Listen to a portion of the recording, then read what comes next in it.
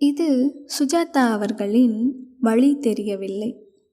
ஒரு சினிமா பார்ப்பதற்காக சபர்பன் ரயில் மார்க்கத்தில் பெயர் தெரிவிக்க முடியாத அந்த ஸ்டேஷனில் நான் இறங்கினேன்.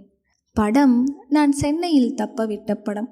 ஊரெல்லாம் சளைக்காமல் ஓடி ஓய்ந்துவிட்டு மொஃபசலில் ஓடிக்கொண்டு இருந்தது. நல்ல படம் என்று நண்பர்கள் வற்புறுத்தி பார்க்கச் சொன்னார்கள். அதை துரத்தி கொண்டு அந்த ரயில் நிலையத்தில் மாலை இறங்கினேன். பெயர் சொல்ல மாட்டேன். நண்பர்கள் வழி சொல்லி இருந்தார்கள். லைனோட நட, லெவல் கிராசிங்கில் சாக்கடையை தாண்டு, பஞ்சாயத்து அலுவலகத்தில் திரும்பி நேராக நட. கடை தெருவெல்லாம் தாண்டினால் ஒரு சென்ட் கம்பெனி வரும். வாசனை அடிக்கும்.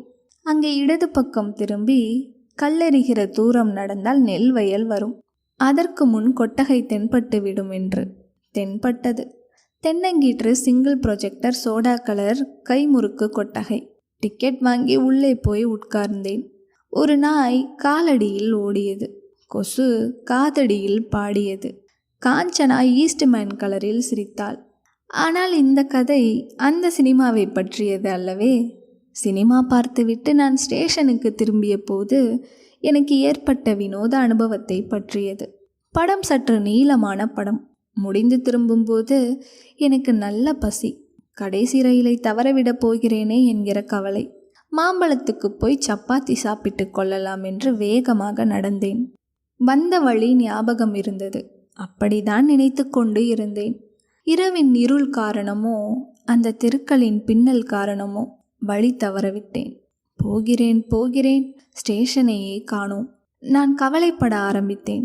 ஏதோ ஒரு கடைத்தெருவுக்கு வந்துவிட்டேன். அது நான் மாலையில் நடந்த கடைத்தெரு போல இல்லை. அப்போதுதான் நான் தனியாக இலக்கில்லாமல் நடந்து கொண்டு இருப்பதை உணர்ந்தேன். கடைகள் மூடியிருந்தன. ஓட்டல்களில் நாற்காலிகள் மேஜைகள் கவிழ்ந்திருந்தன. வெளியே பலர் தூங்கிக் கொண்டு இருந்தனர். வழி கேட்பதற்கு எங்கும் தென்படவில்லை. தனியாக வந்தது தப்பு. என் நடை தயங்கியது. சற்று வியர்த்தது. நல்ல வேளை, எதிரில் ஒரு சைக்கிள் ரிக்ஷாக்காரன் தென்பட்டான். அவன் தூரத்திலிருந்து சாலையின் சரிவில் இயல்பாக பெடல் செய்யாமல் ஒரு சினிமா பாட்டு பாடிக்கொண்டு வருவது தெரிந்தது. அவனை நிறுத்தி ஸ்டேஷனுக்கு வழி கேட்டேன். ரிக்ஷாவையும் பாட்டையும் நிறுத்தினான். ஸ்டேஷனுக்கா என்றான் ஆச்சரியத்துடன். தெருவிளக்கின் மெல்லிய வெளிச்சத்தில் என்னை பூராவும் பார்த்தான். அவன் பார்த்த பார்வையை என்னால் இனம் கண்டு கொள்ள முடியவில்லை. ஸ்டேஷனுக்கு போகிறதுக்கு இங்கே வந்தியா என்றான். ஏன்? வழி தப்பு. வழி எது என்றேன். நேராக போ, லெஃப்டில் ஓடி. ஆனால் உனக்கு ஜாஸ்தி டைம் இல்லையே. மணி என்ன இப்போ சொன்னேன். கடைசி வண்டி போயிடுமே. உன்னால் நடந்து போக முடியாது. வா, நான் குறுக்கு வழியில் போகிறேன். ஏறு. 12 அணா கொடு. ஒரே மிதியாக மிதிக்கிறேன். 12 அணா என்ன?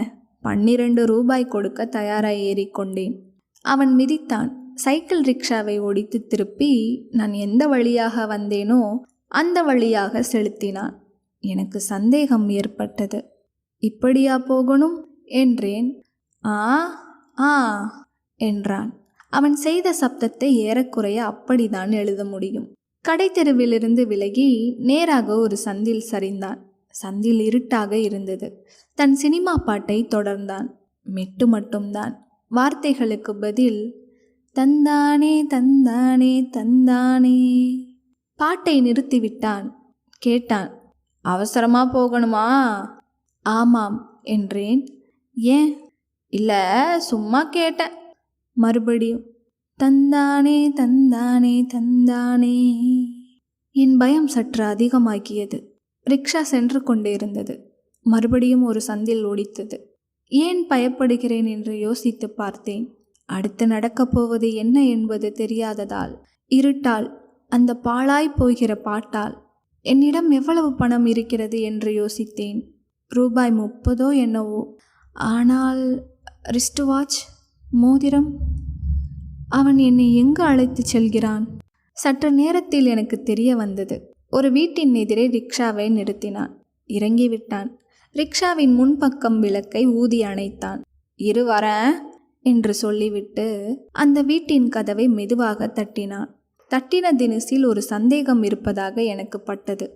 அவன் மெதுவாக சொர்ணோ என்று கூப்பிட்டது கேட்டது.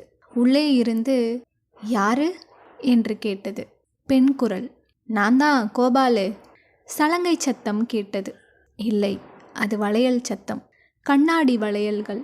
கதவு திறந்தது. எண்ணெய் போடாத கதவு. கையில் அரிக்கேன் விளக்குடன் அந்த பெண் நின்று கொண்டு இருந்தாள். சுமார் 20 வயது இருக்கும். பெரிய வட்டமாக கருப்பில் பொட்டு. தூக்கத்தில் கலைந்த உடை. வந்துட்டியா? நான் ரொம்ப... என்னை பார்த்து விட்டாள். அவள் குரலை உடனே தாழ்த்தி கொண்டாள். என்னவோ அவனை கேட்டாள். கதவு பாதி திறந்திருந்தது. அவள் என்னிடம் வாங்க என்றாள். என்னப்பா என்றேன் சைக்கிள் ரிக்ஷாவில் உட்கார்ந்திருந்த நான். எனக்கு வேறு வார்த்தை கிடைக்கவில்லை. தொண்டை அடைத்திருந்தது. சும்மா போ அட என்றான். அந்த ரிக்ஷாவில் நான் ஏறிக்கொண்டதிலிருந்து நடந்த சம்பவங்கள் எல்லாவற்றிலும், ஏன் அதற்கு முன் நான் சினிமா பார்க்க தனியாக வந்ததில் கூட ஏதோ ஒரு தவிர்க்க முடியாத தன்மை இருந்ததாக எனக்கு பட்டது. என்னதான் நடக்கப் போகிறது? பார்த்து விடலாமே என்று நான் துணிந்திருக்கலாம். நான் அவள் பின் அந்த வீட்டுக்குள் சென்றேன். அந்த பாதி திறந்த கதவை கடந்ததும் உள்ளே நீண்ட வழிநடை தென்பட்டது. அதன் இறுதியில் இருந்த கதவை நோக்கி அவள் சென்றாள். கதவை அடைந்து அதை திறக்காமல் எனக்காக காத்திருந்தாள் அவள். நான் சற்று தூரத்தில் தயங்கினேன். வாங்க என்றாள் பொறுமை இல்லாமல். சென்றேன். நான் வரும் வரை காத்திருந்து வந்ததும் சரேல் என்ற அந்த கதவை திறந்தாள். என் மேல் குளிர்ந்த காற்று வீசியது.